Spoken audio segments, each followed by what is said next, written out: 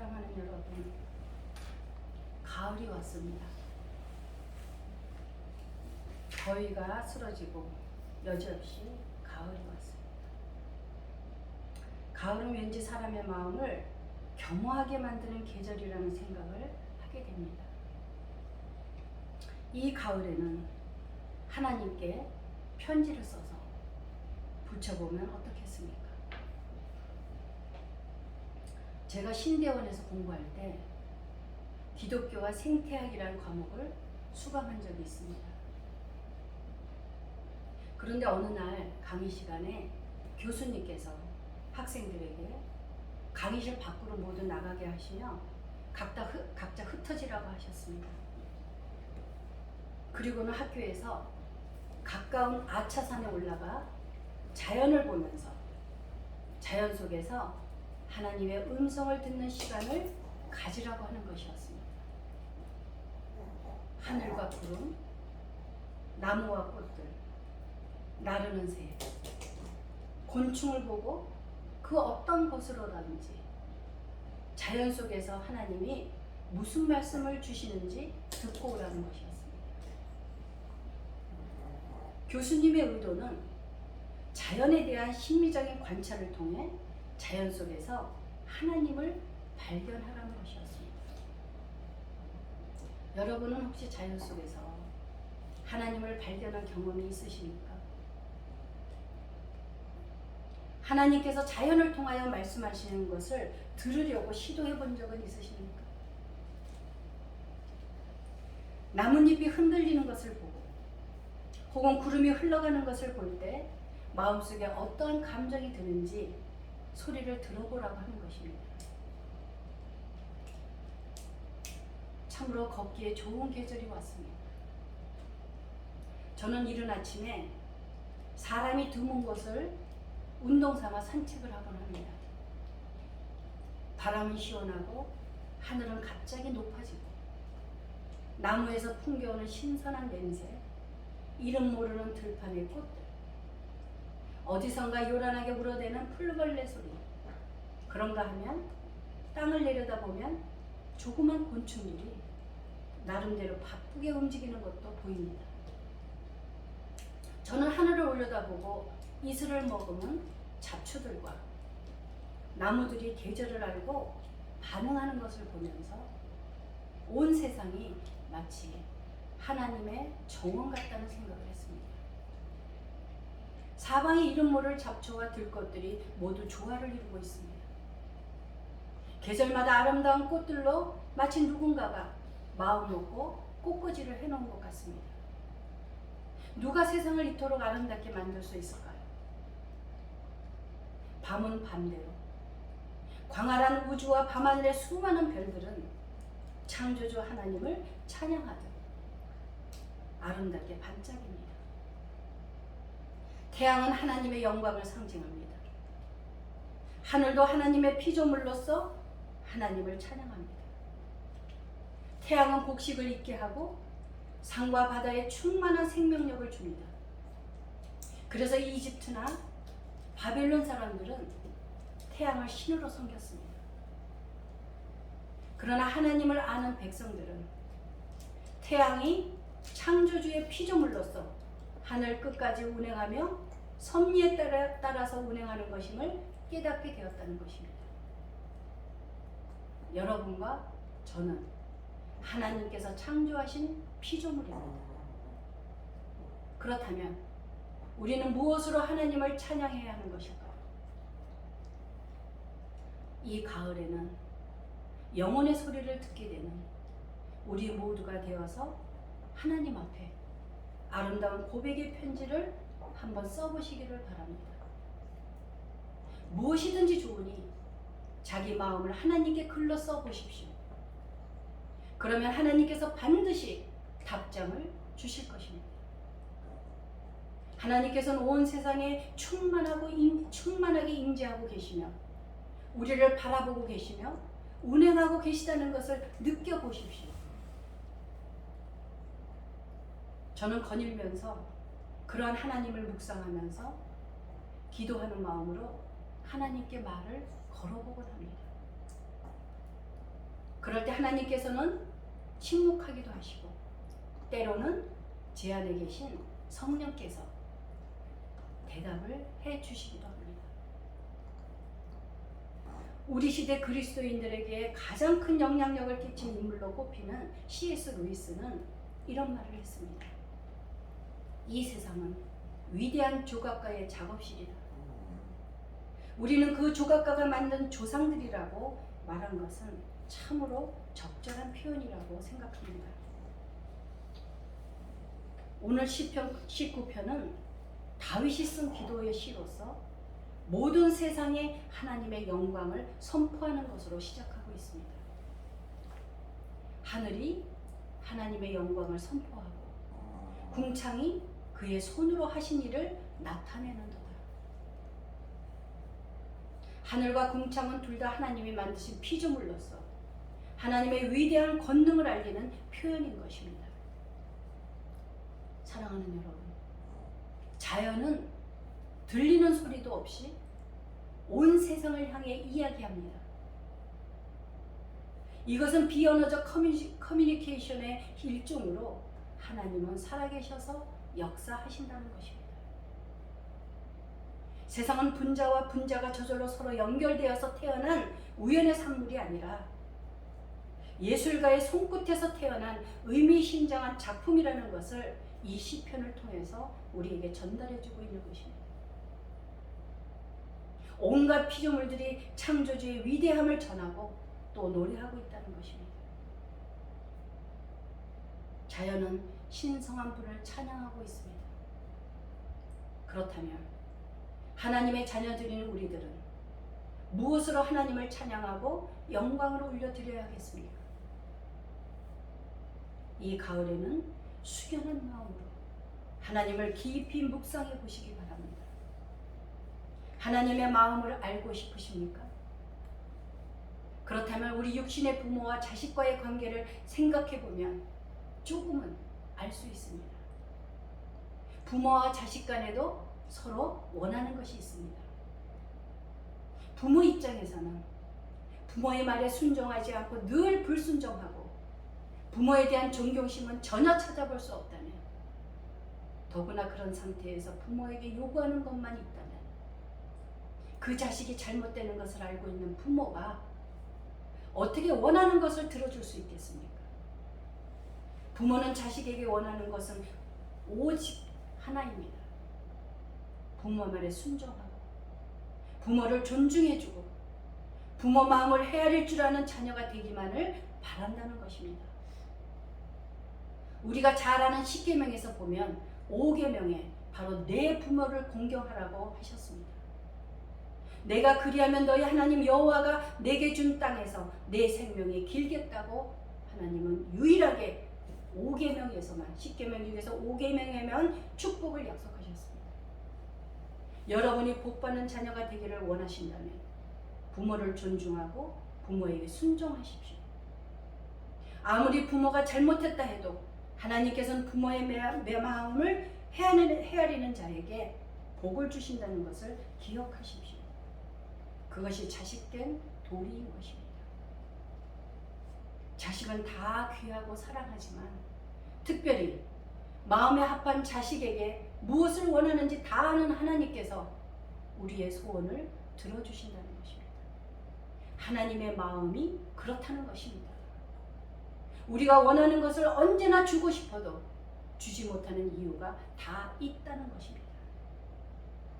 우리는 하나님의 자녀로서 마땅히 하나님을 높여드리고 하나님 말씀에 순종하며 영광을 올려드리는 삶을 살아야 한다는 것입니다.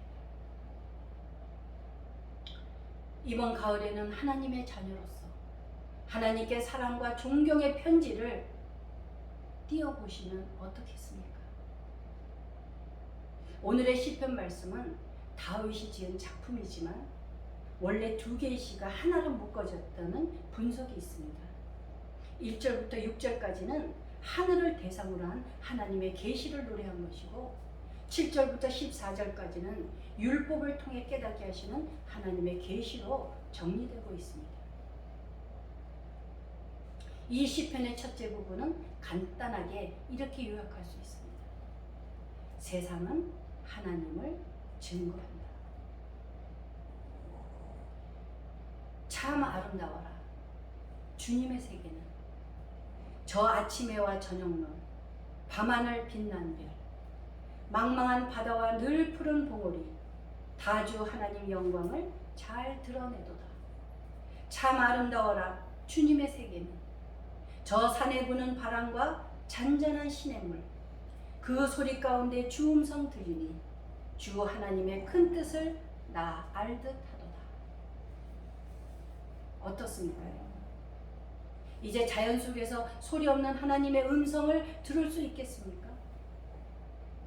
여러분들은 혹시 요일을 중심으로 사십니까? 아니면 날짜 중심으로 살고 계십니까? 저는 학교를 다닐 때 날짜보다는 요일을 중심으로 살았습니다. 그날에 어떤 강의가 있는지 챙기기 위해서 매일같이 오늘은 무슨 요일인가를 확인해야 하기 때문이었습니다. 우리들이 사용하는 그 요일을 잘 보십시오. 월, 화, 수, 목, 금, 토, 일. 이렇게 요일을 한자어로 보면 다 의미가 있다는 것입니다. 월은 달월입니다. 그러니까 사색하라는 말입니다. 화는 불화자로서 따뜻함을 기억하게 합니다. 그래서 연애는 화요일에만 하라는 재미있는 말이 있습니다. 수는 물숫자, 흐르는 물처럼 살라고 하는 것입니다. 목적이 있는 삶을 살아야 한다는 것입니다. 물은 흘러가다가 돌이나 장애물을 만나면 피해갑니다. 그런가 하면 물은 위에서 아래로 흘러갑니다. 그것을 보고 겸손을 배우라고 하는 것입니다. 또한 흐르는 물처럼 목표지향적인 삶을 살라는 것입니다. 목은 나무목. 사람들이 쉬고 새들도 깃들인다는 것입니다. 다른 사람에게 유익을 주어야 한다는 것입니다. 금, 불변입니다. 세상의 것은 다 변해도 그래도 변하지 않는 한두 개는 가지고 있어야 한다는 것입니다. 신념이나 이념, 이데올로기 같은 것을 말하는 것입니다. 토요일의 토, 흙, 토로 수용성을 가지라는 것입니다. 우리는 부하나 가난하나 모두 흙으로 돌아갑니다. 그러하니 다 받아들일 수 있는 수용성을 가지라는 것입니다. 일요일의 일은 태양의 일입니다. 태양이 없으면 다 죽듯이 우리들은 남을 살리는 사람으로 살아야 한다는 것입니다.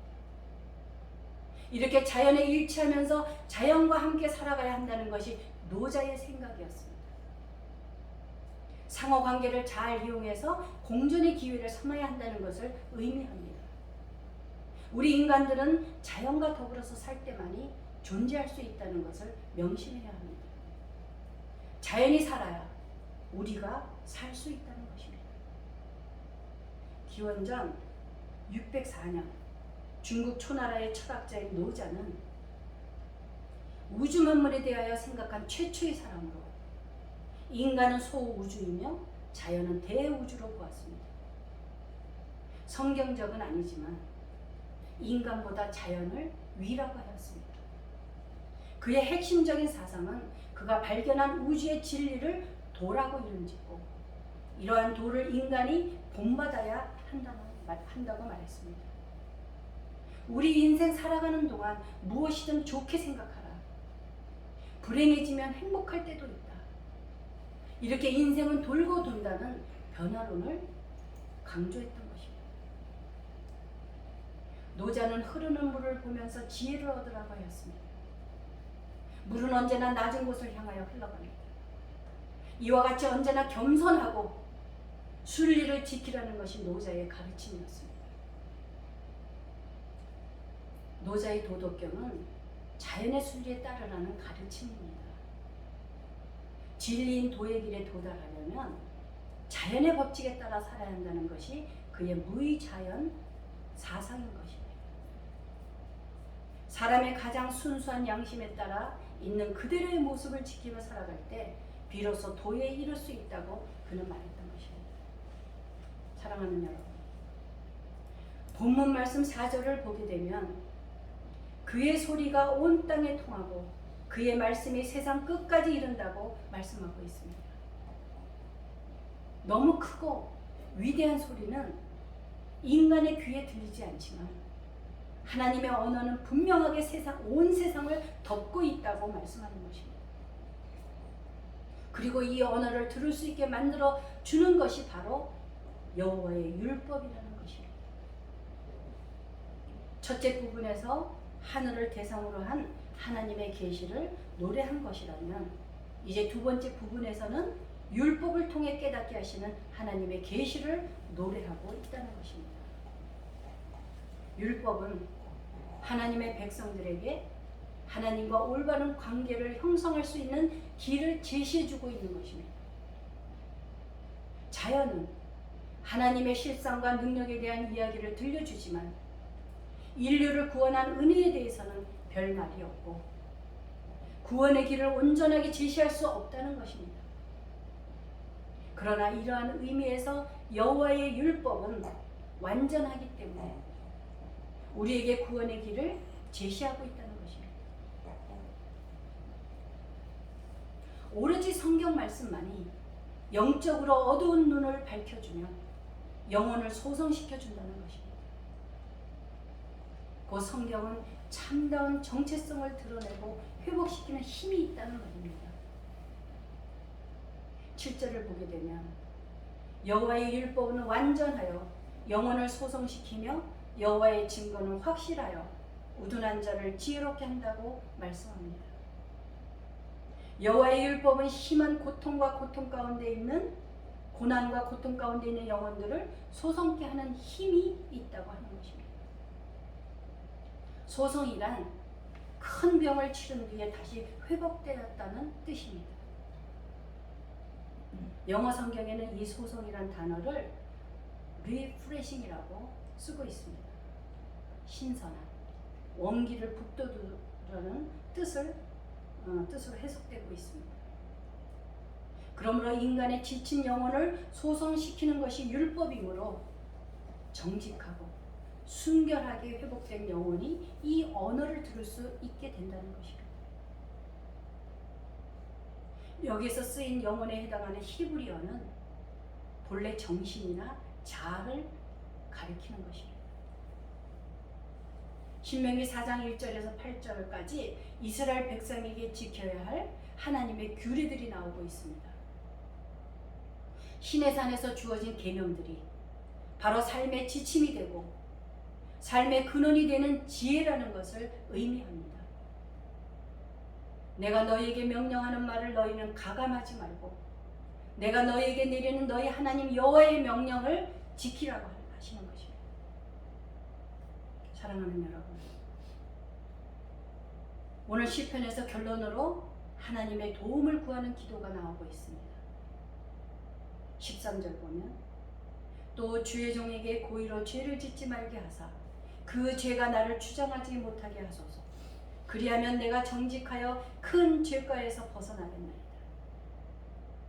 시편의 언어 가운데는 정직이 자주 나오고 있습니다. 정직. 오늘 본문이 19편에서도 2차례 사용되고 있습니다. 주의 장막에 머무를 사람의 자격은 정직하게 행하는 것이 첫 번째 요건이었습니다. 시편 51편에서는 내 안에 정직한 영을 새롭게 해달라는 기도가 나오고 있습니다. 그만큼 하나님은 우리의 정직함을 좋아하시며 지켜보고 계시다는 것입니다. 영국의 한 목사가 월요일 아침에 버스를 탔습니다. 그때는 승차하면서 돈을 주고 거스름을 받는 방식이었으므로 목사도 그렇게 하고 자리에 앉았습니다. 그리고 나서 찬찬히 살펴보니 운전사가 거스름돈을 더 준 것을 알게 되었습니다. 비록 적은 돈이지만 그 순간 양심이 아우성을 쳤습니다. 도저히 그냥 내릴 수 없어서 운전자에게 거스름돈이 더 왔다고 말을 했습니다. 그때 깜짝 놀랄 만한 대답이 돌아왔습니다. 운전사는 어제 교회에서 목사님의 정직에 관한 설교를 들었는데 순간적으로 목사님이 버스에 오르자 시험해보고 싶은 마음이 들어서 그랬다면서 죄송하다고 하는 것이었습니다. 이렇게 가까운 데서 우리의 정직함을 지켜보는 이웃이 있다는 것을 기억해야 합니다. 우리 인생들은 뜻하지 않는 오류를 범하며 무의식적으로 실수를 저지릅니다. 그래서 이 시편 기자는 자연을 통하여 하나님의 능력을 찬양한 후 하나님 앞에 이렇게 자신의 잘못과 허물을 하나님께 맡기고 회개로 기도하고 있는 것입니다. 오늘 하나님께서 우리에게 원하는 것이 무엇인지를 여러분들이 깨닫고 또 이 가을에 여러분들이 하나님 앞에 마음을 모으고 또 편지를 한번 써보시는 것이 좋다고 생각합니다. 기도하시겠습니다.